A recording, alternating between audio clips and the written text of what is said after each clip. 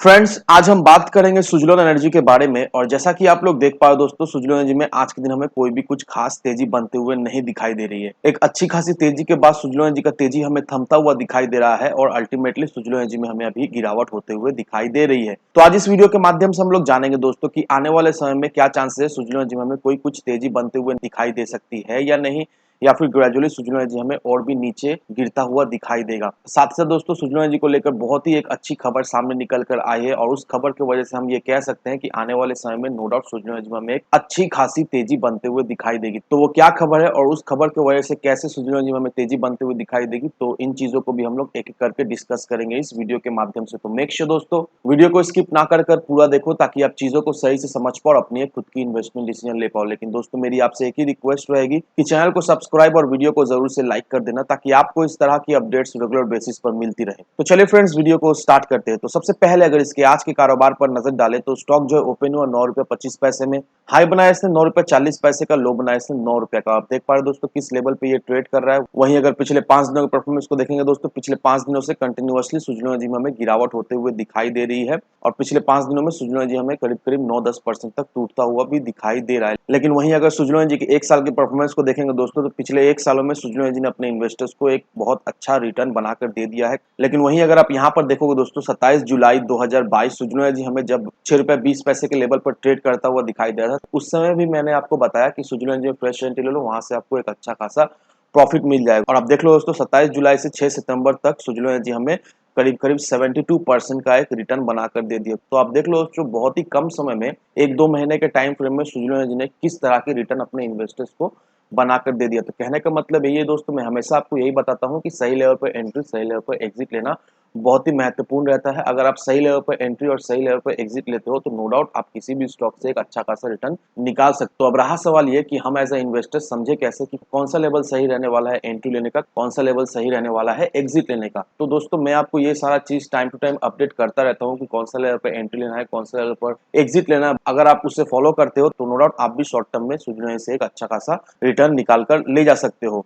तो अब रहा सवाल ये कि हम एज ए इन्वेस्टर्स अभी इस लेवल पर इन्वेस्ट कर सकते हैं या नहीं, क्योंकि ग्रेजुअली सुजलोन एनर्जी में हमें गिरावट होते हुए दिखाई दे रही है। अभी सुजलोन एनर्जी हमें सेलिंग प्रेशर दिखाई दे रहा है। तो क्या अभी इस लेवल पर इन्वेस्ट करना सही होगा या नहीं, या फिर अभी फिलहाल अवॉइड करें, कौन सा लेवल सही रहने वाला है सुजलोन एनर्जी फ्रेश एंट्री लेने का? तो होपफुली दोस्तों इस वीडियो के माध्यम से आपको क्लियरिफिकेशन मिल जाएगा। अब दोस्तों कुछ इंपॉर्टेंट अपडेट्स को देख लेते हैं। तो यहाँ पर इस आर्टिकल को देखो, इस आर्टिकल में क्या मेंशन किया हुआ है, the bill for India's renewable energy goal by 2030 560 billion. अब दोस्तों इसका मतलब क्या हुआ, इसे मैं आपको शॉर्ट में बता दे रहा हूं। अब एनआईएफ के एमडी और सीईओ सुजय बोस, उनका क्या कहना है? उनका यही कहना है कि इंडिया का जो टारगेट है 2030 तक, अगर इंडिया उसे अचीव करना चाहती है तो इंडिया को अच्छा खासा इन्वेस्टमेंट लगने वाला है। इंडिया को करीब करीब $200 बिलियन का इन्वेस्टमेंट लगने वाला है अगर इंडिया 500 गीगावाट का non fossil fuel energy project अगर सेटअप करती है। और इंडिया को 160 बिलियन का फंड लगने वाला है अगर इंडिया अपने ग्रीन हाइड्रोजन गोल को स्टेब्लिश करना चाहती है। और $200 बिलियन का इन्वेस्टमेंट लगने वाला है इलेक्ट्रिक व्हीकल्स का प्रोजेक्ट को सेटअप करने में। तो अगर ये सारे अमाउंट को अगर हम लोग ऐड करें तो करीब करीब $560 बिलियन का ये अमाउंट आ रहा है। अब दोस्तों इतना अमाउंट लगने वाला है, अगर इंडिया अपना जो गोल सेट किया है उसको अगर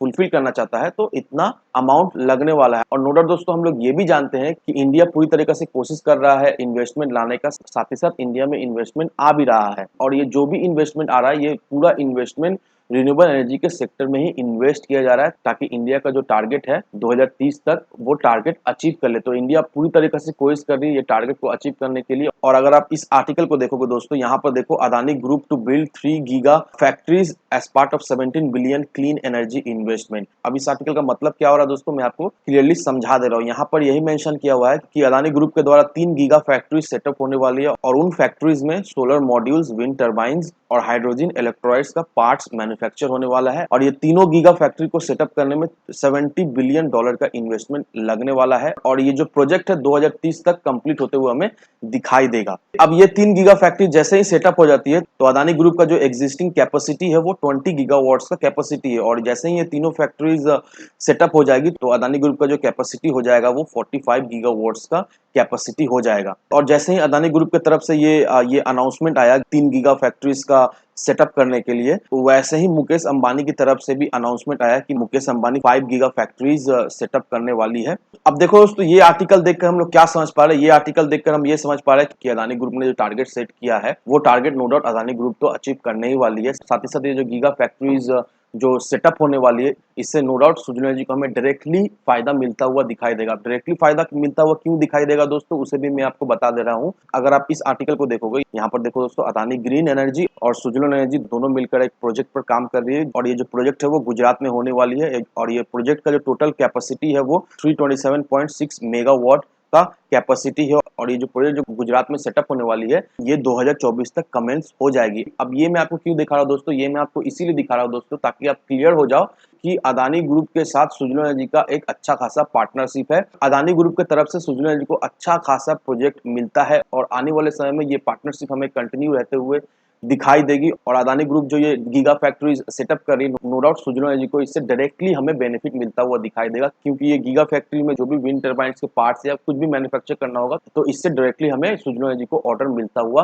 दिखाई देगा और नो डाउट दोस्तों इससे सुजला एनर्जी को हमें एक अच्छा खासा बेनिफिट भी मिलता हुआ दिखाई देगा। तो ये देखकर हम लोग क्या समझ पाए दोस्तों, ये देखकर हम लोग यही समझ पा रहे हैं कि आने वाले समय में सुजला एनर्जी का गोल्डन एरा हमें शुरुआत होते हुए दिखाई देगी और नो डाउट दोस्तों जिन लोगों ने भी सुजला एनर्जी पे इन्वेस्ट करके रखा है उन्हें इसके वजह से एक अच्छा खासा प्रॉफिट, एक अच्छा खासा रिटर्न भी मिलता हुआ हमें दिखाई देगा। तो जो लोग भी इस सुजला एनर्जी में इन्वेस्ट करने का सोच रहे हो, मेरी सलाह यही रहेगी दोस्तों कि सुजला एनर्जी को हर एक लेवल में आप खरीदारी करने की कोशिश करें। सुजला एनर्जी में अगर आपको गिरावट होते हुए दिखाई देती है तो हर एक लेवल में आप खरीदारी करो। नो डाउट दोस्तों आने वाले समय का सुजला एनर्जी एक बहुत ही मजबूत स्टॉक रहने वाला है और अगर आपका नजरिया लॉन्ग टर्म का है तो नो डाउट दोस्तों लॉन्ग टर्म में सुजला एनर्जी से आपको तो एक मल्टीबैगर रिटर्न मिलेगा ही मिलेगा और अगर आपका नजरिया शॉर्ट टर्म का है तो इस लेवल से भी आप खरीदारी अगर करके रखते हो तो नो डाउट दोस्तों 2 महीना का अंदर ही आपको इस लेवल से मिनिमम 20 से 30% का रिटर्न तो मिलेगा ही मिलेगा। तो इन सारे फैक्टर को कंसीडर करो, उसके बाद ही अपना एक इन्वेस्टमेंट डिसीजन लो। लेकिन दोस्तों मेरी आपसे एक ही विनती रहेगी कि विदाउट एनी डिटेल रिसर्च के बिना कहीं पर भी इन्वेस्टमेंट ना करें। वीडियो अगर आपको पसंद आए तो लाइक सब्सक्राइब जरूर करना। तो चलिए फ्रेंड्स, मिलते हैं हम अगले वीडियो में।